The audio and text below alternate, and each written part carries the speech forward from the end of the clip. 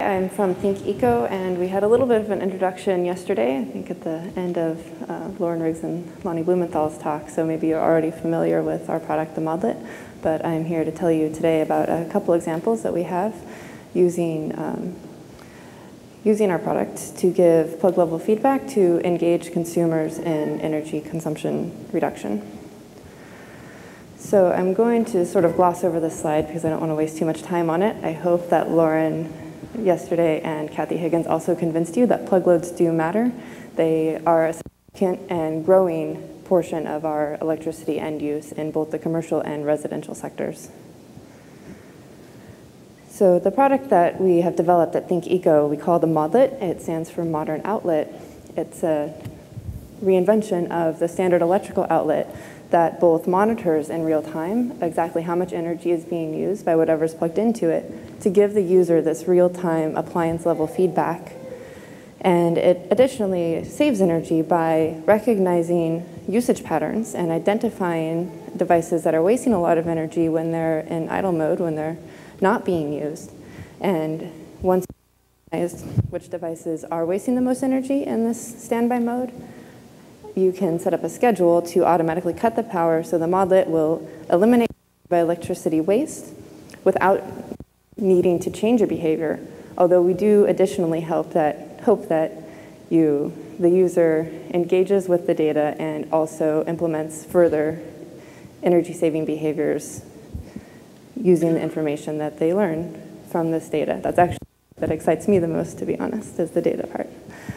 So the Modlet works by collecting the data at that plug load level, and it communicates it wirelessly through a Zigbee protocol to our data collection software through a USB receiver. So there's a local computer with the software installed, and that computer is just processing the data. It's uploading it to our servers, so it's actually a cloud-based application.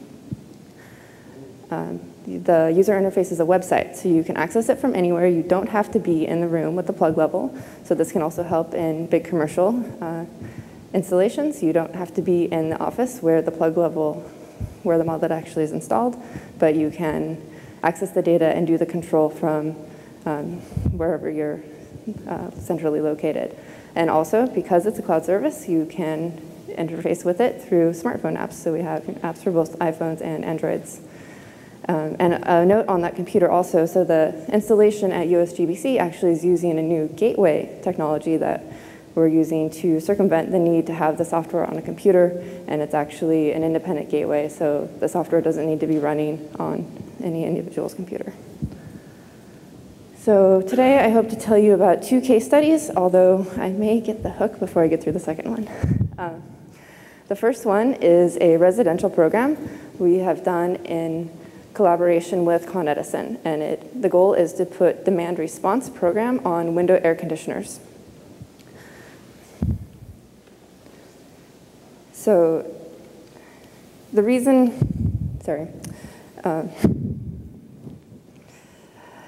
what I'm showing here, you have the window air conditioner that we're putting the demand response on, and the Modlet that is specially designed to go on window air conditioner.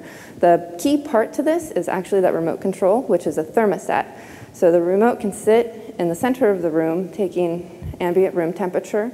And in this case, the Modlet is being controlled not through the time-based schedule like the normal Modlet, but through a temperature. So it actually can thermostat the air conditioner, whether or not that capability is built in. So some older air conditioners don't have thermostating capabilities, though some modern ones do. And the Modlet here looks a little bit different than the outlet. Those cables allow us to have multiple versions. So the regular Modlet can only go into 15 amp 120 volt sockets. And this bean, as we call it, we have different versions for 20 amp 240 volts, any kind of combination. So last summer, the results I'm going to show you right now are from last summer. We did a very small pilot project of this demand response program in a single large mixed income building in Lower Manhattan.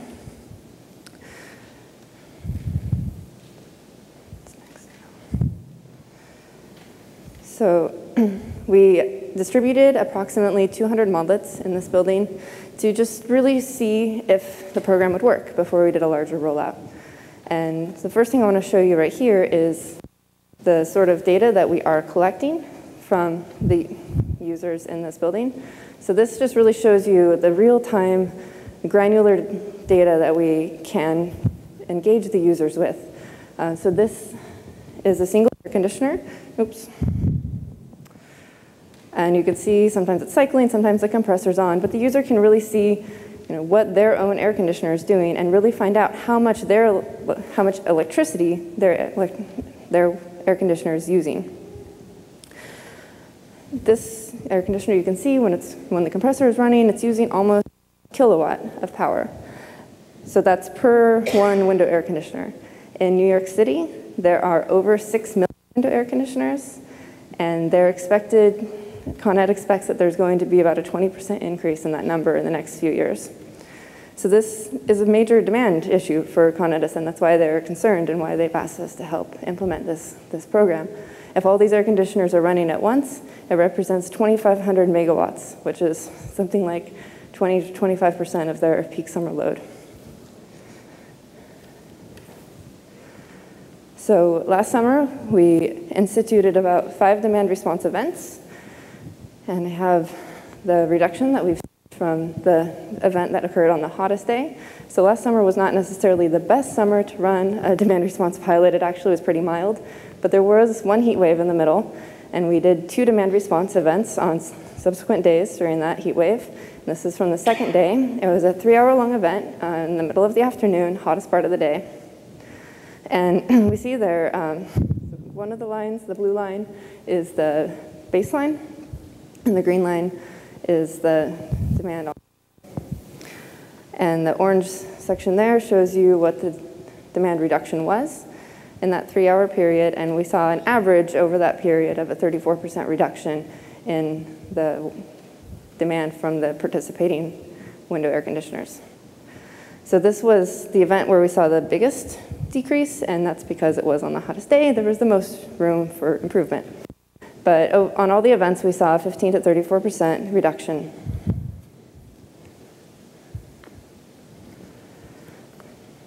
This is a picture of the building that we're running it in. You can kind of see in those windows there are some air conditioners, several actually.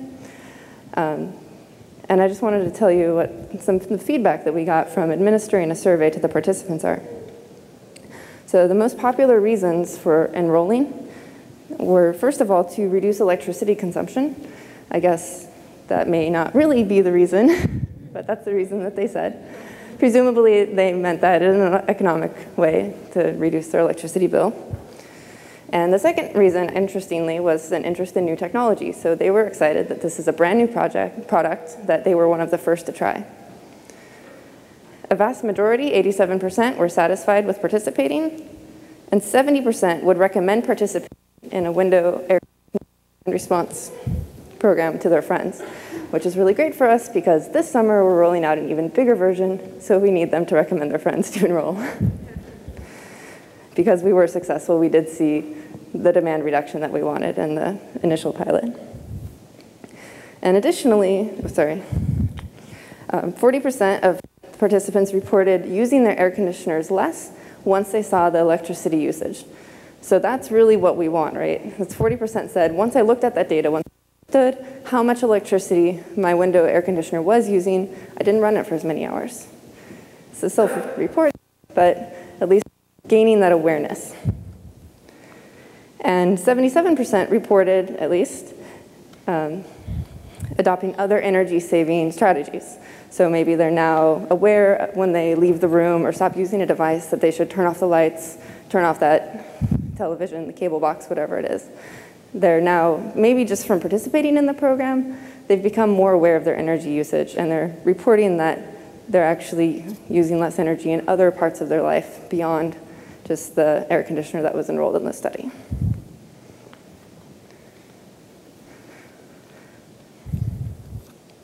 So we see that individuals are willing to participate in this kind of demand response program. They're willing to let the utility increase the thermostating temperature of their window air conditioner, given the proper incentive. They got cash at the end of the summer.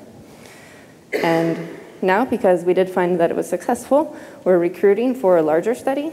So any of you that live in New York, have a window air conditioner, have friends that do, check out the website coolnycprogram.com. Okay, so this was case study number 1, demand response. Pretty specific. What we really want to do is not just save on demand, but reduce overall electricity use. So case study number 2 is a gamification of energy efficiency. So this is trying to incorporate the competition, the goal setting, and using the Modlit platform to engage the users in these Modlympics to save on their energy use.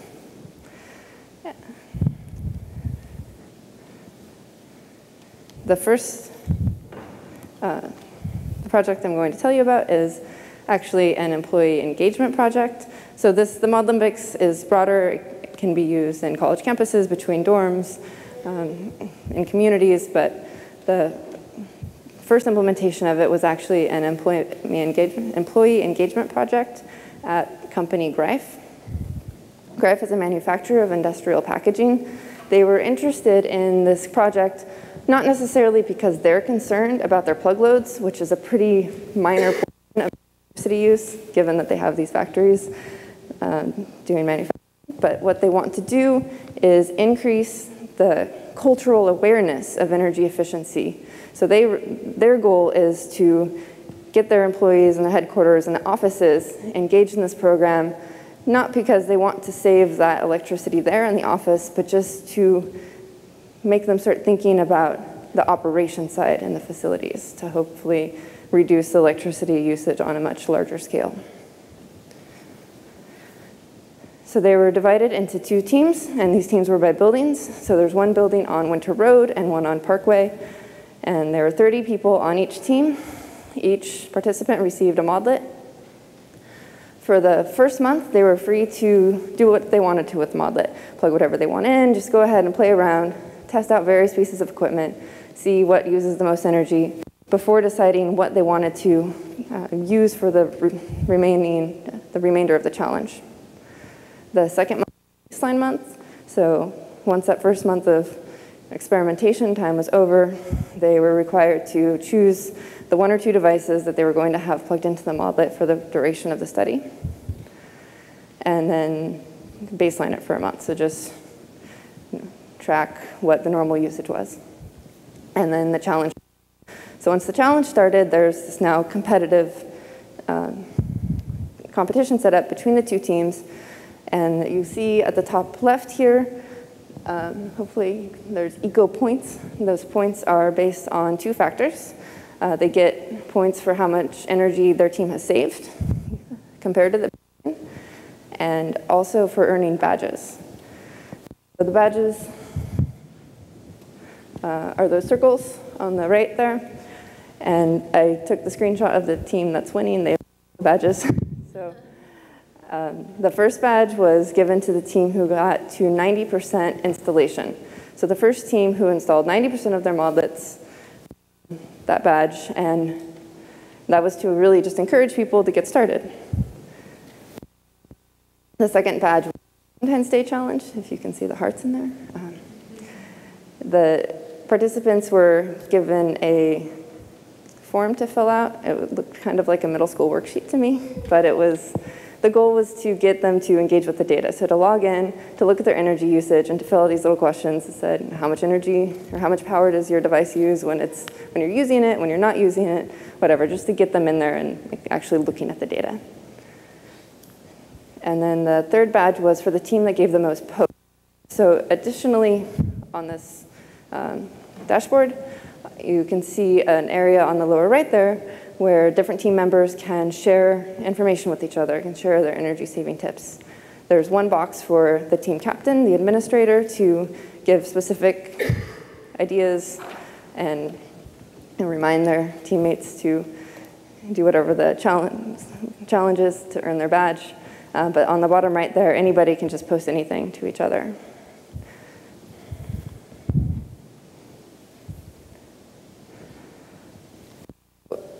Interestingly, one of the teams had a really enthusiastic team captain, and that's the one that was winning. They won all the badges. And that, as we've learned throughout this conference, that's really the key to implementing any of these programs, right? You need really strong leadership. And definitely we've seen this in this challenge.